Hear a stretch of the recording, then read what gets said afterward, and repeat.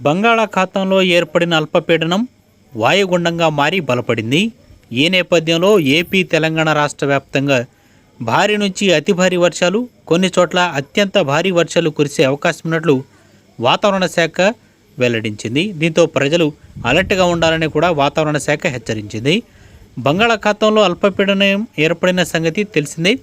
శుక్రవారం నాది అది బలపడి వాయుగుండంగా మారి ఈరోజు మరింత బలపడింది. ఈ నేపథ్యంలో రాబోయే 24 గంటల్లో ఈ వాయుగుండం తీరం దాటే అవకాశాలున్నాయని భారత వాతావరణ శాఖ తెలిపింది. ఇక ఈ వాయుగుండం తీవ్రంగా మారే అవకాశం ఉందని, ఈ క్రమంలోనే ఏపీ, తెలంగాణ రాష్ట్ర వ్యాప్తంగా దీని ప్రభావం ఎక్కువగా ఉండబోతోందని పేర్కొనింది. బంగాళాఖాతంలో ఏర్పడిన వాయుగుండం ప్రభావంతో ఏపీ మరియు తెలంగాణలో ఈ జిల్లాల్లో అత్యంత భారీ వర్షాలు కురిసే అవకాశం ఉన్నట్లు పేర్కొనింది హైదరాబాద్ మరియు అమరావతి వాతావరణ కేంద్రం.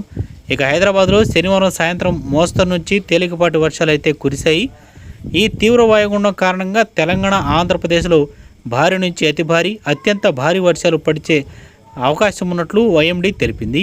ఈ మేరకు శనివారం తెలంగాణ రాష్ట్రంలోని కరీంనగర్, పెద్దపల్లి, జయశంకర్ భూపాల్పల్లి, ములుగు, భద్రాద్రి కొత్తగూడెం జిల్లాలకు అధికారులు రెడ్ అలర్ట్ను జారీ చేశారు.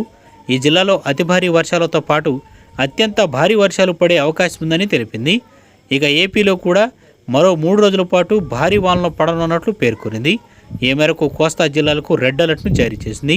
ముఖ్యంగా శ్రీకాకుళం, విజయనగరం, విశాఖపట్నం, పార్వతీపురం, మన్యం జిల్లాలు, అల్లూరి సీతారామరాజు, కాకినాడ, ఏలూరు, కృష్ణా, గుంటూరు, బాపట్ల, నంద్యాల, నెల్లూరు జిల్లాల్లో భారీ నుంచి అత్యంత భారీ వర్షాలు కురనున్నాయి. అలానే మరికొన్ని చోట్ల అత్యంత భారీ వర్షాలు కురిసే అవకాశం ఉందని వాతావరణ శాఖ చెప్పింది. ప్రస్తుతం తీరం వెంబడి అత్యధికంగా గంటకు 70 నుంచి 90 కిలోమీటర్ల వేగంతో గాలులు వీస్తుండడంతో వేటకు ఎవరూ వెళ్ళకూడదని మత్స్యకారులకు ప్రభుత్వం అయితే అధికారులు హెచ్చరికలు జారీ చేశారు. అత్యవసరమైతేనే తప్ప ఇళ్లలోంచి ఎవరూ బయటికి రావద్దని ప్రజలకు సూచించింది భారత వాతావరణ కేంద్రం. ఇక వాన కారణంగా చాలా చోట్ల స్కూళ్ళు, కాలేజీలకైతే సెలవులు ప్రకటించిన విషయం కూడా తెలిసిందే. ఇదే వాతావరణం మరో 3 రోజుల పాటు ఉంటుందని భారత వాతావరణ కేంద్రం వెల్లడించింది. దీంతో ప్రజలందరూ కూడా అప్రమత్తంగా ఉండాలని తెలిపింది భారత వాతావరణ కేంద్రం మరియు అమరావతి, హైదరాబాద్ వాతావరణ కేంద్రాలు. మరి మీ ఏరియాలో వర్షం కనుక పడుతూ ఉంటే అది కూడా భారీగా అత్యంత భారీ